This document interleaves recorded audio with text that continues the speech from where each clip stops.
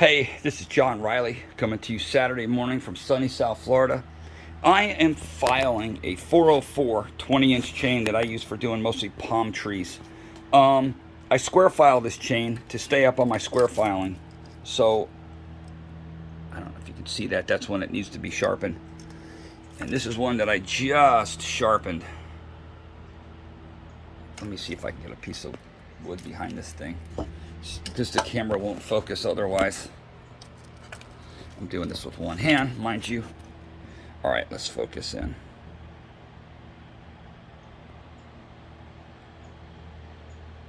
So anyway, say you want to start filing race chains. But you got to log in the man hours. You got to really get good at filing. So first thing I recommend, if you can get your hands on, is a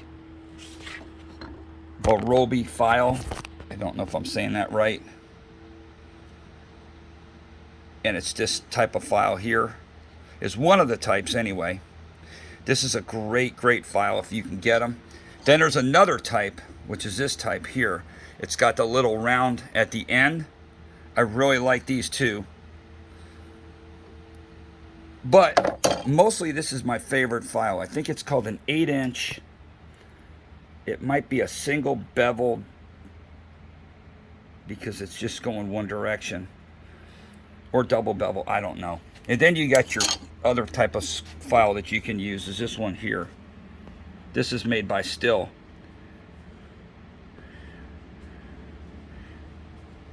Got this from Glock. Mike, Big Mike, gave me 2 of these. These are really good. These things stay sharp a long time. They don't give you a whole lot of sidewall, but they almost give you a goofy file effect where the sidewall is curved. Okay, now she's focusing pretty nicely. But anyway, moral to my story is, if you file, like say you got some work chains and you just have some square ones, which I do. There's good and there's bad about square. One is you can't really touch them up on the job quickly where you can with the round file. I like to keep everything just really sharp, especially if you're doing any type of hardwood. But with the square file, it obviously it takes a lot longer to touch up a chain, I think. But if you want to log in the hours and get really good at square filing, definitely have a bunch of chains, especially some big ones too, that are square filed. And what I try to do is outdo myself every single tooth.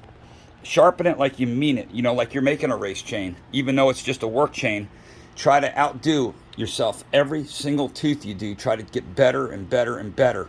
Really keep your hands on the file, get the angles right, get a sharp corner, and just keep logging in the man hours is what you do, and then eventually you'll get really good at it. And I'm going to make some more videos on how I feel to make a race chain without, giving away too many trade secrets or whatever. But I'm going to just, say what I think makes a fast chain, in my opinion. I've made a few fast chains before. I've actually made a chain that was pretty fast that a guy got from me. He wouldn't let me touch it again after he got it. I asked him if he wanted me to touch it up. He said no. I was laughing. I'm like, well, I made the chain. He's like, yeah, but it's fast, and I don't want nobody to touch it until it absolutely doesn't work anymore, which is pretty cool. But this here is just a 404 chain that I got from Tree Monkey. I got a whole roll of this stuff.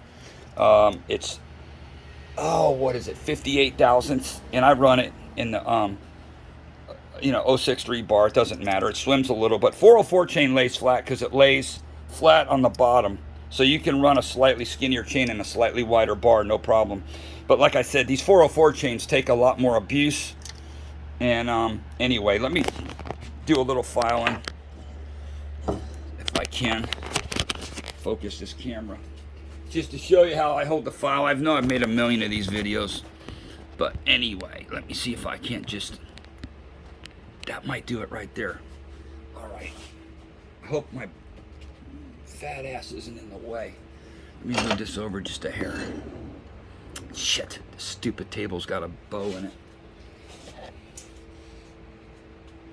I don't know if this is gonna work, but I grabbed the file like this. This is just the way I taught myself. I'm just going down with it.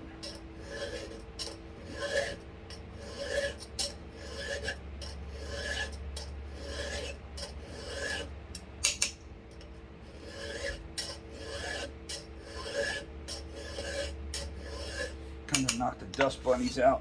Then I come down and do the gullet with this little 3/16 file. I'm just pushing down because I just want to get rid of that excess slag that's in there. All right. Wow. Let's see if I can do this. Maybe this will work. Can you see that? Came out decent. This is just a big old girthy 404 chain. And then you can see how I kind of dropped the gullet down. Don't worry about screwing up the side of the tooth a little bit, especially on a 404 chain. You could take a shitload of metal off the side and you'll never hurt the integrity of the chain. You know, I mean, not too much, obviously, but a little bit ain't gonna hurt nothing. 3/8 chain, be a little bit more considerate with. But generally, when you square file, you tend to mark up the side of the link itself, because you know you're going that direction with the file. Sometimes I'll take a round file and just move some of the metal out of the way so I don't compromise the square file. You know what I mean? You don't want to be digging into any excess metal, because the square files are getting really expensive and really hard to come by, from what I understand. But anywho, that's that, and I'll make some other videos doing some chassis work on the chain, and you know, areas that I cut down and just different things. That'll be next. Thanks for watching.